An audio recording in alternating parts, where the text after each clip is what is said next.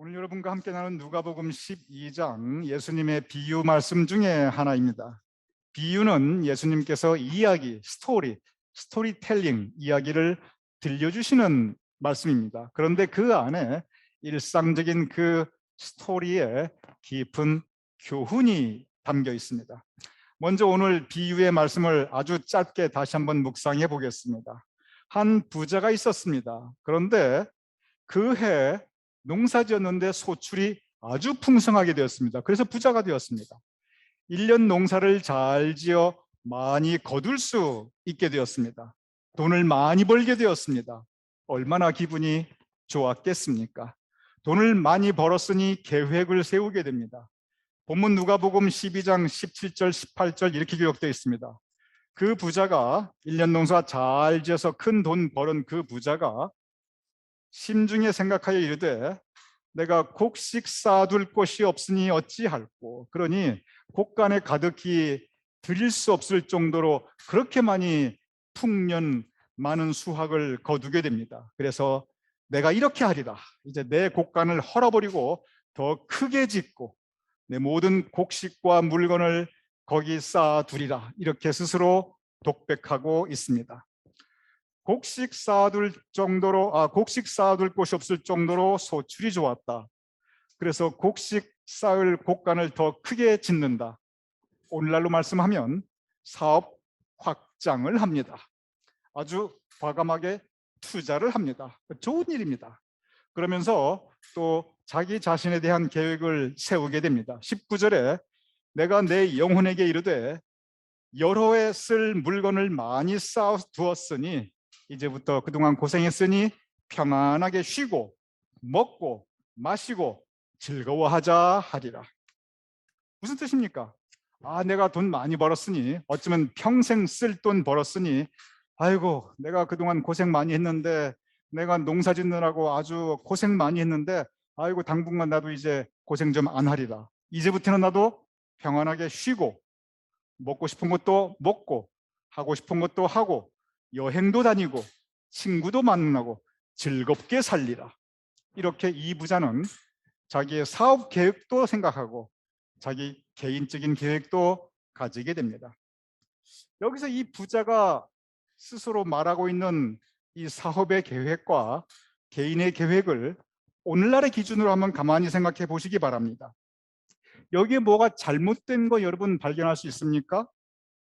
오늘날로 기준에 따지면 지극히 당연한 일입니다. 이 부자는 농사꾼입니다.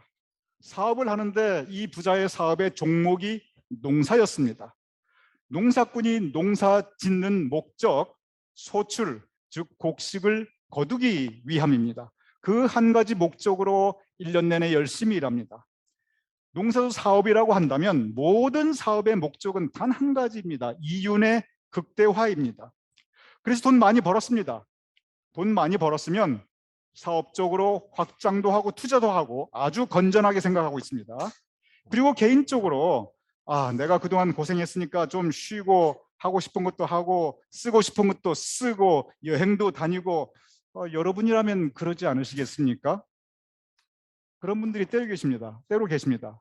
죽으라고 고생해서 돈을 많이 벌었는데 평생 고생해서 일하는 것만 했기 때문에 돈 쓸 줄을 몰라요. 그래서 젊은 날 그 고생해서 이제는 모든 것이 여유가 있는데 돈도 많이 벌었는데 도대체 꼭 움켜쥐기만 하고 쓸 줄을 모르시니까 옷도 40년 전에 시집 올 때 해온 그 옷 계속 입고 다니시고 점심도 돈은 많지만 지금도 맥도날드 가셔서 햄버거하고 시니어 커피만 마시고 어디 여행 가려면 아이고 요새 기름값이 얼만데 아까워서 못 가고 여러분 그러시는 분들 주변에 돌아보시기 바랍니다. 분명히 계십니다. 여러분께 묻습니다. 그렇게 사시는 분들이 좋아 보이십니까? 오늘 이 본문의 말씀에 이 부자, 이 사람 열심히 일해서 돈 많이 벌었습니다. 그리고 돈 벌었으니 사업도 확장하고 나를 위해서도 쓰겠다. 이것은 지극히 당연한 생각입니다. 오늘날 우리의 기준으로 볼 때 어디 한 군데 이 부자가 하는 말 틀린 말 없습니다. 그런데 이어서 오늘 본문 20절 뭐라고 기록되어 있냐면 어리석은 자여, 이 사람을 향하여 어리석은 자여라고 선언합니다.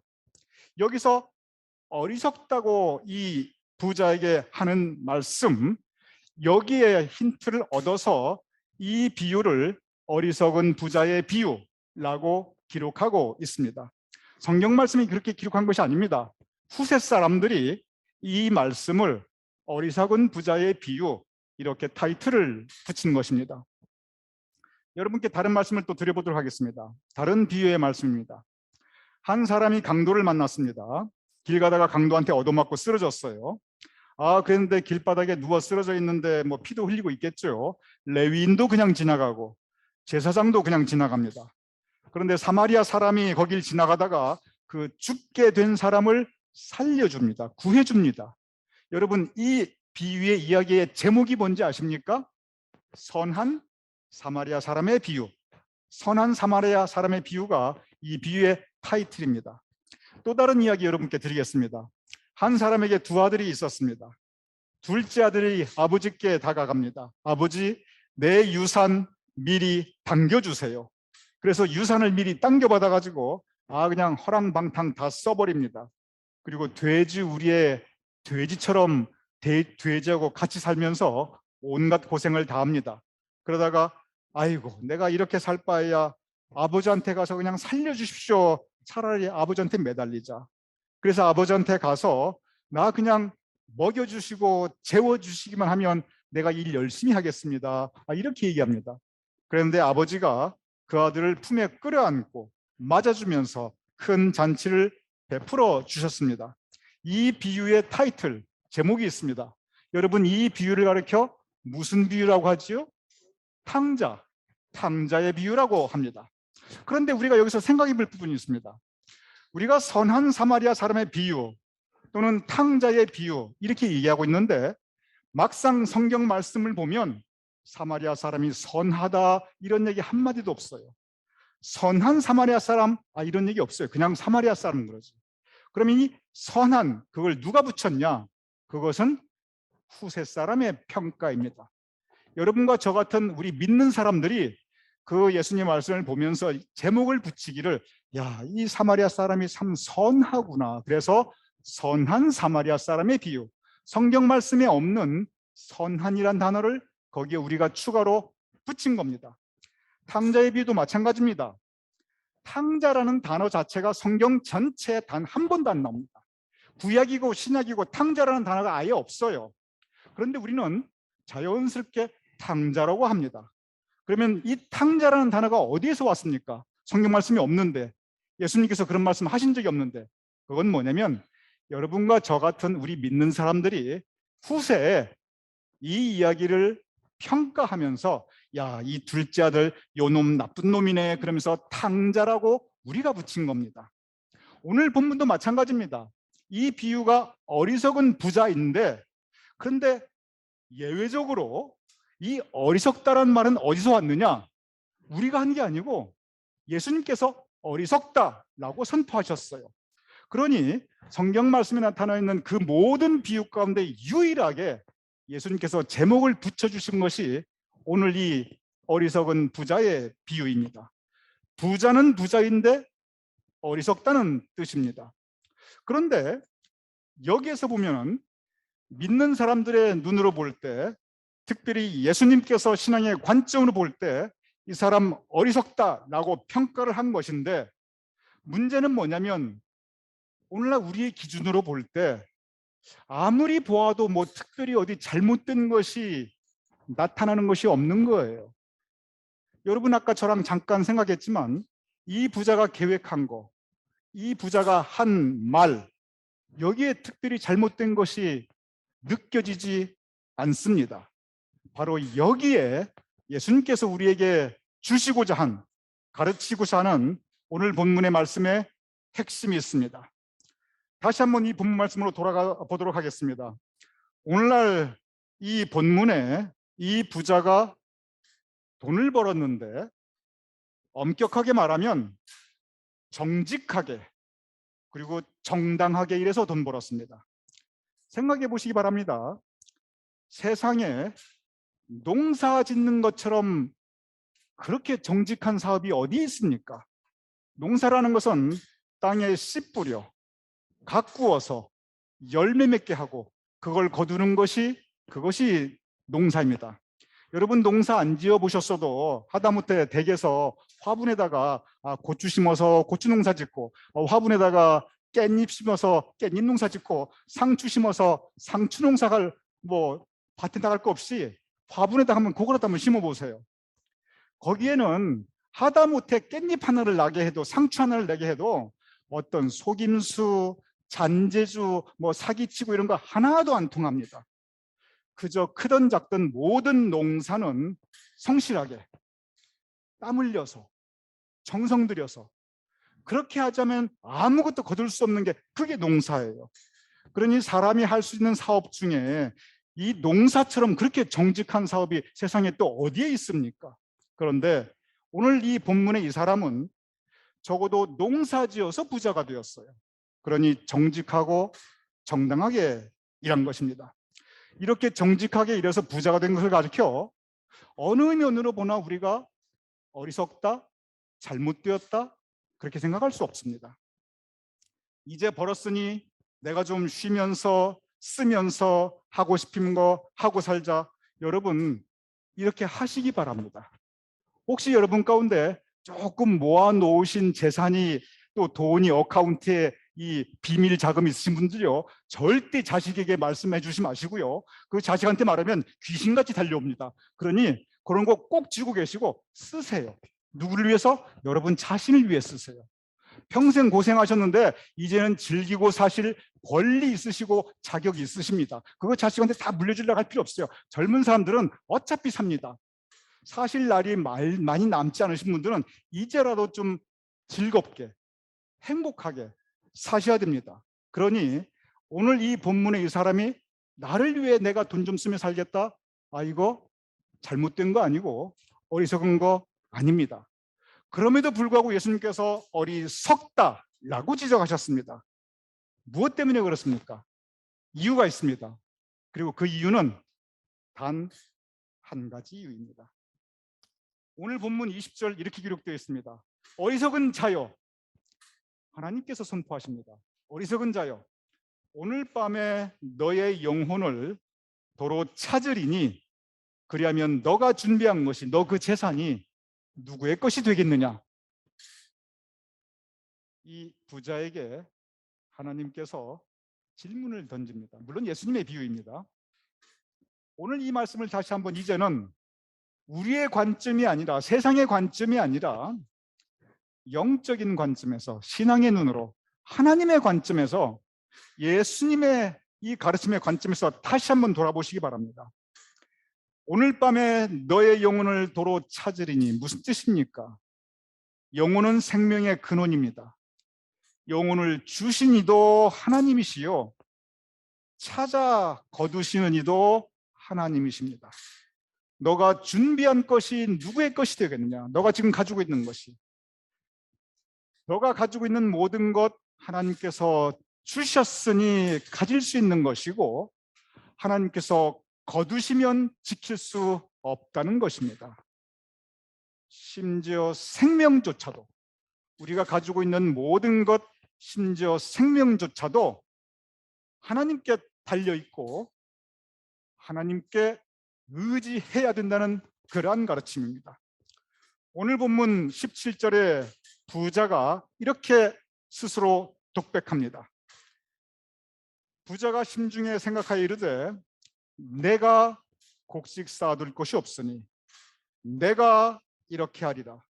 내 곡간을 헐고 내 모든 곡식과 물건을 내가 내 영혼에게 말하기를 나는 이제 편히 쉬고 먹고 마시며 즐거워하리라.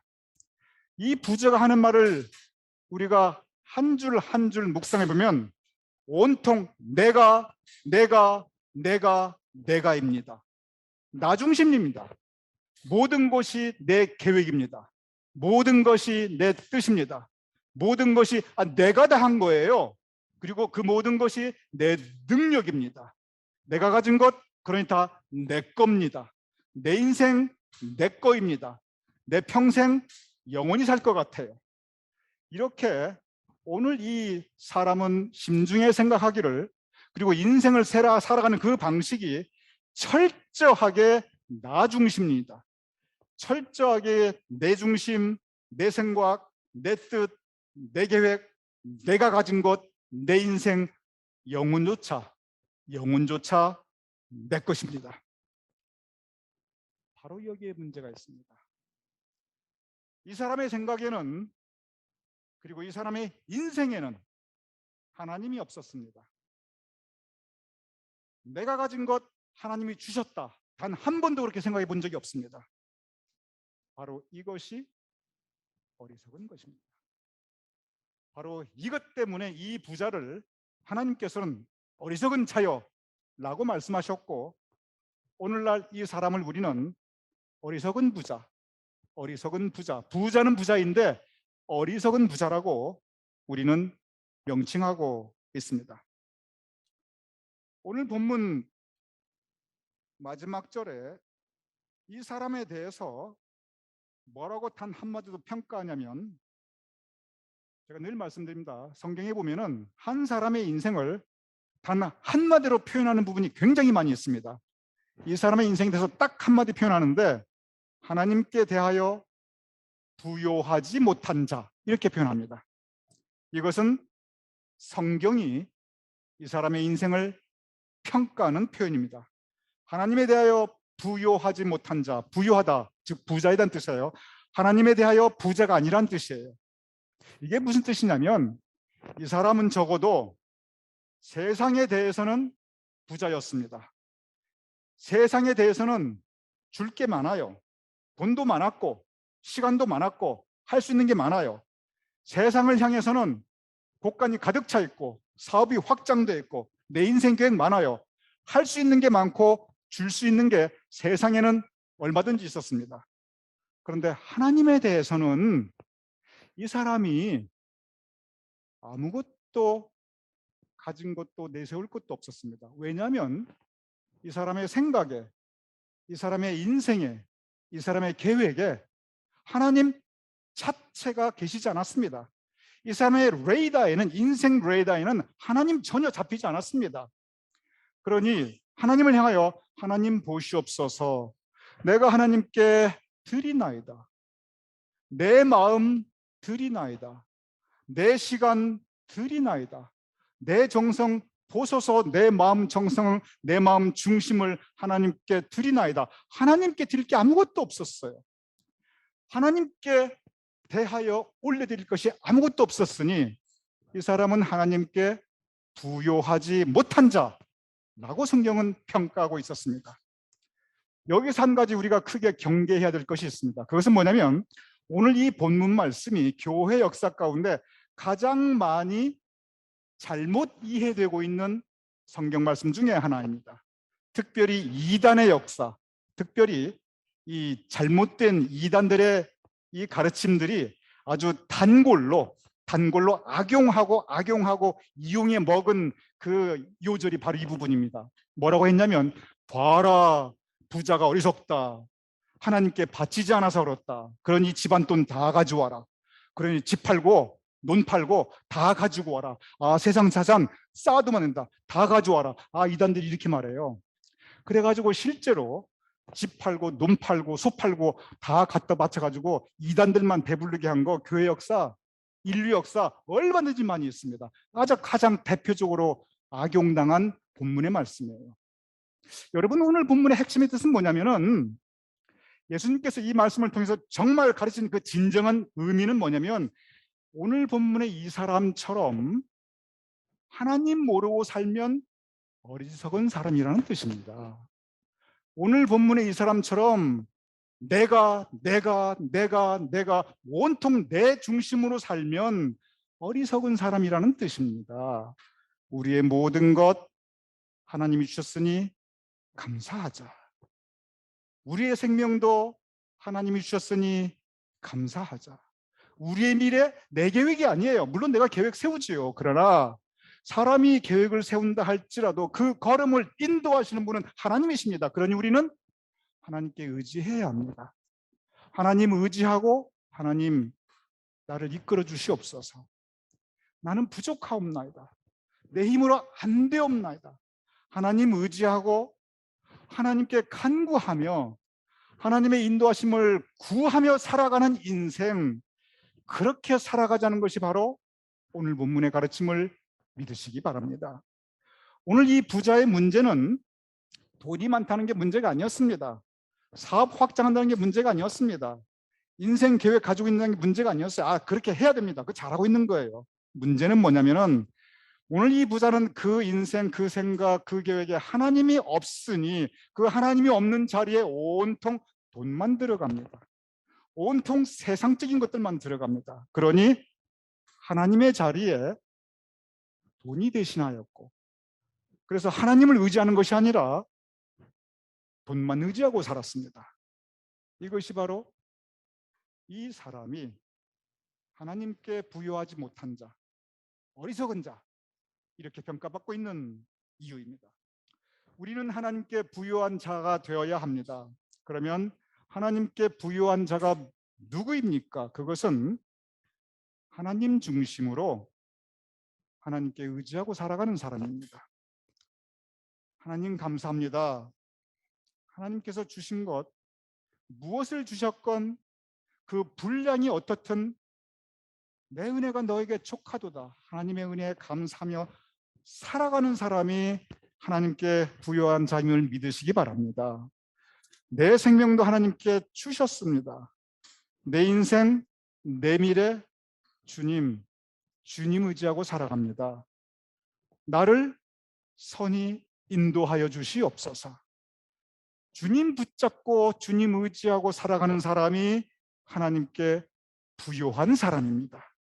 오늘 이 시간 우리 모두 어리석은 자가 아닌 하나님께 부요한 자, 하나님을 의지하고 살아가는 사람, 하나님 중심으로 하나님 믿고 그 인도하심에 따라가는 여러분과 저, 그리하여 하나님께 부요한 자가 될 수 있기를 주님의 이름으로 축원합니다.